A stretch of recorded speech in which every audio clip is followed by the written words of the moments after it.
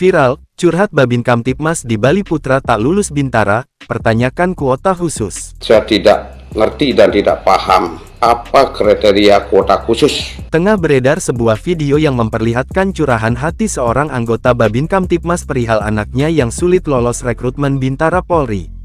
Diketahui, polisi tersebut bernama Aibtu Made Merjaya, ia bertugas di wilayah Polda Bali, Polresta Denpasar.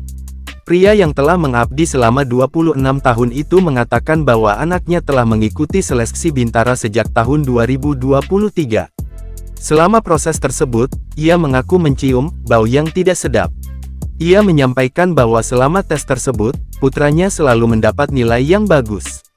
Namun, sayangnya sang anak digeser oleh peserta kuota khusus. Ia pun lantas mempertanyakan kriteria kuota khusus tersebut yang mencapai 61 orang peserta. Anak saya dengan nilai yang lumayan bagus, namun digeser selalu sama kuota khusus.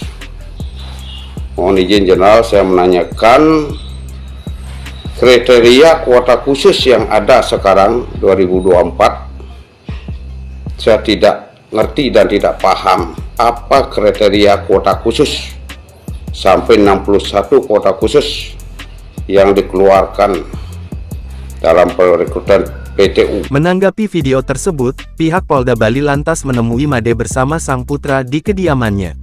Mereka pun lantas memberikan pencerahan kepada putra Made. Made pun lantas meminta maaf terkait videonya yang menjadi viral. Ia mengaku membuat video tersebut karena saat itu tersulut emosi sesaat.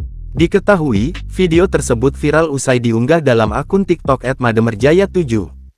Video tersebut kemudian viral dan diunggah ulang dalam banyak akun di media sosial. Warganet yang menyaksikan unggahan tersebut pun ramai memberikan komentar.